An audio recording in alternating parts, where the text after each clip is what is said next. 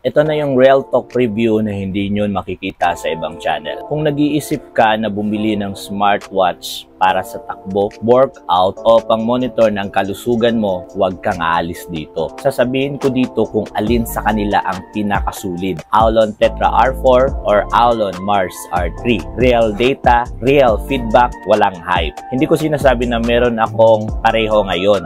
Pero lahat ng sasabihin ko galing sa legit users feedback, verified specs, at totoong karanasan ng ibang gumagamit. Ayoko ng kwento-kwento. Gusto ko talaga yung may basihan at talagang madaling maintindihan. Quick overview ng dalawang item na to. Unang-una dito, pareha silang naka-AMOLED display. Malinaw, makulay, at hindi bitin sa outdoor. Pero sa features, dito na tayo magkaalaman. Aulon Tetra R4, merong dual frequency GPS, mas advanced sa tracking. Aulon Mars R3 naman, may mga nice features like Bluetooth calls, IP68, fitness modes, pero sa GPS, hindi siya nakaspecify na dual frequency. Ano nga ba yung dual frequency pagdating sa GPS? Ganito yan kasimple. Kapag nagra-run ka under the trees, sa underpass, or sa mga buildings, minsan naglalabo yung GPS. Ang dual frequency naman, kaya niyang magbasa ng dalawa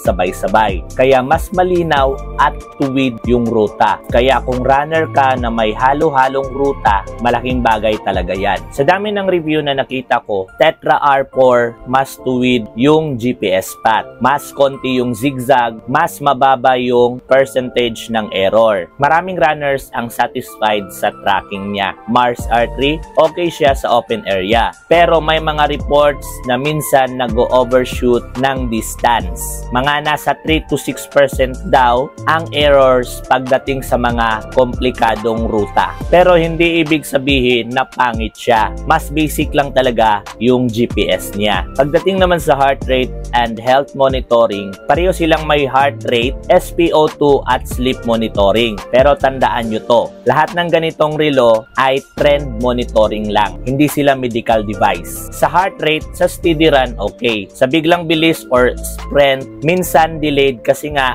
rest sensor lang. Sa SpO2, okay pang check kung bumababa ba talaga minsan. Pero wag itong pagbasihan ng medical decision. Kaya sa dalawang smartwatch na to, pareho sila dito. Kaya fair tayo. Dito naman tayo sa sports modes and daily use. Kung fitness ka lang, parehong meron sila lahat ng basic modes. Pero kung outdoor runner ka, mas lamang talaga yung Tetra dito dahil nga sa tinatawag nating dual frequency na GPS. Si Mars R3 naman, panalo siya pagdating sa Bluetooth calling. Kung gusto mo ng sagot ng tawag sa rest mo habang tumatakbo, naglalakad, or nagbibisikleta, dito siya pumapasok. When it comes naman sa battery life niya, based sa ating mga nalikom na feedback, Tetra R4 mas matagal talaga, lalong-lalo na kapag hindi ka gumagamit ng GPS. Pero kung araw-araw kang nagra-run gamit ang GPS, mga ilang session din siya bago maubos. Inaabot yan siya ng mga 5 to 7 days kapag normal use. Pero depende pa rin yan. Si Mars RT naman kapag heavy GPS, mas mabilis maubos.